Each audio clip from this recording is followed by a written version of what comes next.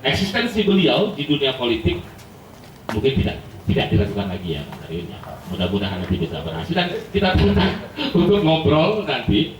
Tetapi masih belum? Sudah, Pak. Bang Jalil? Oh, sudah. Baik. Kami tidak bisa mengangkat langsung baik keluar dari Sarkowi. Kembali lagi di Ayo Pilih Caleg Kita dan edisi kedua kali ini kita berbicara mengenai pendidikan dan partisipasi politik. Saya lanjutkan lagi tadi, selain orang-orang yang sudah senior, sudah banyak makan asam garam dunia politik, ada juga yang muda harus berkarya. Ada yang cantik jelita, saya harus memperkenalkan yang satu ini, dan karena saya juga muda, saya kepengen orang muda juga bisa maju. Nanda Prima Permata boleh berdiri. Nah, ini dari Nasdem, benar ya, Mbak Nanda? Oke. Ada satu lagi di belakang juga dari Nasdem, Ami Noviarman. Nama Ami ini siapa nih? Tadi Iam bukan salah ya, Am? Baik, langsung saja. Saya dengan beberapa orang narasumber yang bersama saya. Ada Bapak Kurniawan Kantinoko yang berada di ujung sekali. Beliau dari Kesbangpol, Provinsi Badan Kesbangpol, Provinsi Sumatera Selatan. Ada Bapak Hamzah Saban, politisi. Sekarang di Nasdem. Tadi ada yang jerit-jerit ya dari partai lain. Nah, ini Pak, itu ada ngelawan biasanya. Yang baju hitam dari KPU Sumatera Selatan, beliau sekarang ngurusin sosialisasi. Ini orang yang paling sibuk dan paling banyak dikejar oleh wartawan, ya. Tapi tetap sekarang. Bersebelahan dengan saya, ini pemuda, pemilih pemula, baru pertama kali. Boleh dipegang. Saya mau ngobrol dulu dengan yang paling muda dulu. Oke, baik.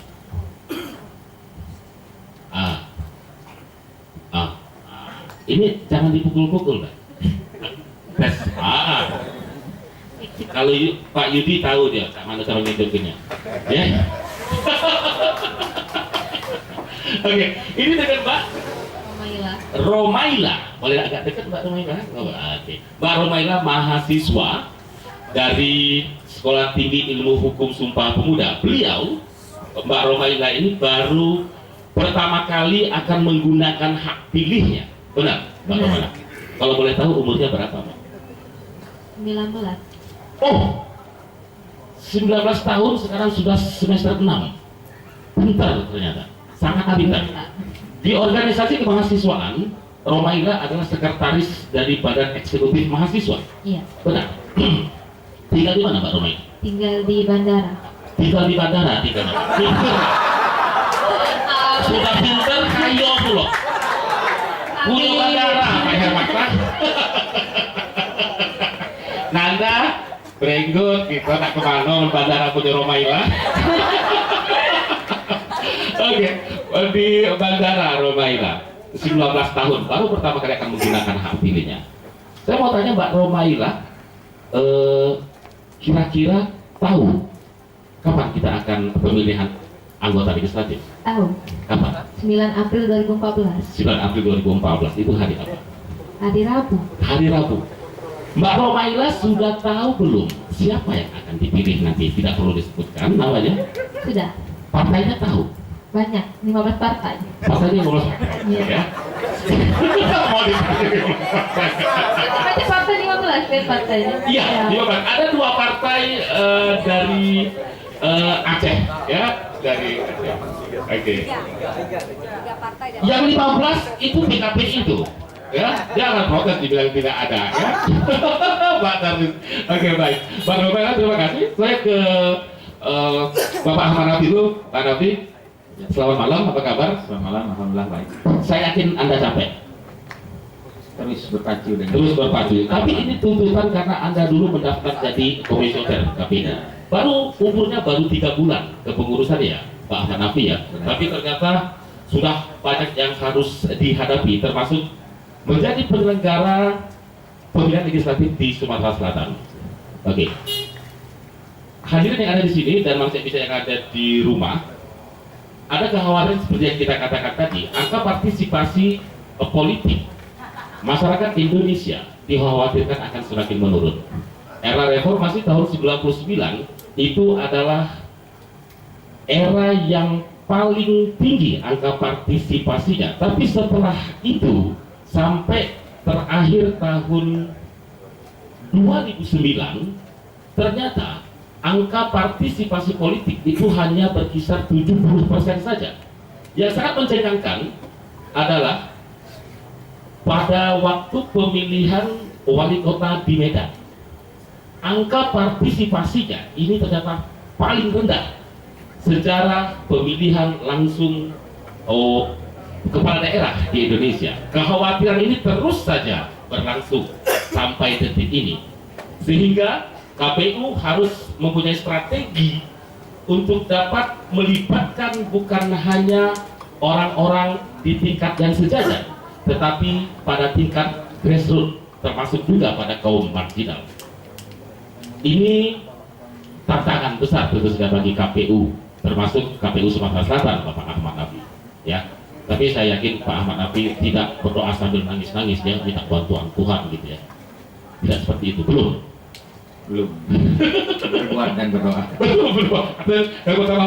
Oke, apa sebenarnya yang menjadi permasalahan yang harus kita pecahkan sehingga 2014 akan menjadi sejarah penting bagi dunia politik dan demokratisasi di Indonesia? Pak Ahmad Nafi, silakan. Ya, mungkin kita mulai kaji dari pendidikan politik dulu ya. Pendidikan politik, pendidikan pemilih. Jadi KPU memandangnya dari sisi pendidikan pemilihnya. Bagaimana kita menerapkan strategi agar pemilih itu tahu, mengenal atau mengetahui kapan akan dilaksanakan pemilu pertama. Kedua, mengetahui calon-calon yang akan dia pilih nantinya. Kemudian kesadaran mereka sendiri akan arti pentingnya pemilu. Kita harus selalu tekankan bahwa mereka sadar bahwa pemilu itu penting. Pemilu itulah yang akan membawa arah perubahan negara kita ini melalui pemilihan melalui pemilihan langsung misalnya kepada calon-calonnya, sehingga mereka bisa mengubah cita-cita atau bisa meneruskan cita-cita yang mereka inginkan. Itu dari sisi pendidikan. Kemudian mungkin dari sisi sosialisasi, bagaimana, apakah sosialisasi kita sudah sampai kepada masyarakat, apakah sosialisasi kita sudah maksimal, apakah kemampuan kita untuk merubah atau mainstream dari pemilih kita untuk mereka sadar untuk datang ke TPS sudah benar, apakah kita sudah menggunakan bahasa mereka, apakah kearifan lokal mereka sudah kita gunakan untuk menggait mereka agar mereka berpartisipasi. Ya, artinya strategi ini sudah sangat banyak dikumpulkan oleh KPU ya Pak Ahmad Nafi ya. Tinggal bagaimana kita bisa melihat hasil resultnya nanti di 9 April. Kekhawatiran tentu saja masih tetap ada seperti itu. Optimisme dari KPU sendiri menghadapi 9 April seperti apa? Ya, kami dari KPU Sumatera Selatan sudah melaksanakan beberapa program yang dilaksanakan. Salah satunya dari divisi sosialisasi sendiri telah melaksanakan beberapa program, walaupun waktu kami terpilih kemarin sangat singkat sekali pada 7 November, tapi kami telah berbuat apa yang bisa kami lakukan itu. Jadi kami langsung ke akar rumput dalam hal ini, bisa teknik sosialisasi yang kami laksanakan bisa langsung komunikasi massa langsung kepada pemilih, bisa juga melalui komunikasi melalui media, salah satunya melalui radio, bisa juga melalui media massa. Itu. Sudah sampai setingkat yang paling bawah. Seperti itu, ya. Sudah tidak ada lagi kekhawatiran bahwa angka partisipasi akan semakin turun. Upaya kita sudah maksimal, tentu saja sosialisasi tidak hanya bisa dilakukan oleh KPU. Oke, baik. Sebelum dilanjutkan, saya mau tanya ke depan saya dulu, terutama ke rekan-rekan mahasiswa. KPU tadi mengklaim bahwa yang telah dilakukan itu sudah sangat maksimal, tidak pakai sangat, ya. Nanti kalau pakai sangat dikatakan lebay. Walaupun waktunya sangat singkat. Nah, klaimnya waktu singkat sudah maksimal. Saya mau tanya satu saja dari mahasiswa. Saya mau yang pakai batik di, oke? Yang mana yang pakai batik? Ya. Oke. Batik yang di, oke. Berdiri. Waktu kita tinggal 3 menit lagi. Saya mau tanya dulu. Oke, boleh dipinjamkan? Boleh.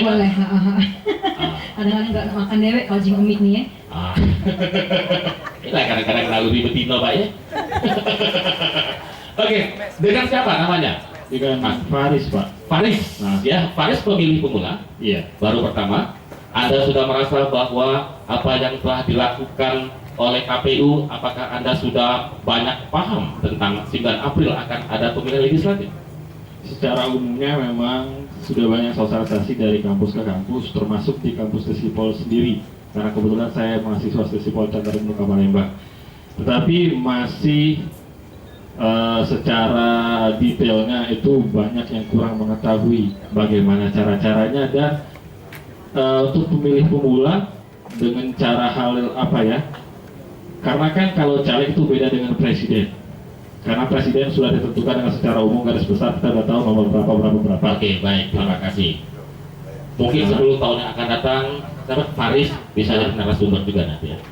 Terima kasih tepuk tangan untuk Faris, masih mahasiswa di Sisi Kota dan Dibuka. Pak Ahmad Nafi di awal tadi pengakuannya sudah sampai. Alhamdulillah. Kita sebentar lagi akan break ya. Tapi saya sedikit saja dengan saya sebenarnya termasuk mau reuni juga ini dengan narasumber saya ya. Kalau di lapangan saya selalu wawancara dan kejar-kejar. Pertama saya ketemu dengan beliau ini waktu beliau masih menjabat di anggota DPRD Kota Palembang. Tahun berapa ya Pak Hamzah Sahabat? Boleh dideketin Pak. Baik, jadi saya pernah menjabat sebagai anggota DPRD Kota Palembang, termasuk sudah menjadi pimpinannya Oh benar? dari tahun 1999 sampai 2009, 2 periode. Oh 2 periode, 10 tahun ini insya Allah akan masuk lagi ya. Insya Allah. Insya Allah teman-teman saya yang akan masuk. Iya, boleh tepuk tangan? Doanya bagus. Insya Allah teman-teman saya yang akan masuk. Pak Hamzah Sahabat masih punya keinginan kuat untuk bisa kembali bernostalgia menjadi anggota DPRD. Saya sangat bahagia apabila caleg-caleg dari Partai Nasdem itu dominan menduduki anggota legislatif. Iya. Nah, Bang Darwin kita bakal bahas. Oke, baik. Pak Hamzah Sahabat kita lanjutkan lagi. Ya, Silakan Cik Amar. Ya, kita bakal lanjutin lagi, tapi kita dengar lagu juga jeda iklan berikut ini. Nah, untuk Manca Bicara Sleman yang ada di sini, untuk mahasiswa khususnya atau juga tamu-tamu undangan yang ada di sini, kita bakal tebak-tebakan lagi mana nih Bang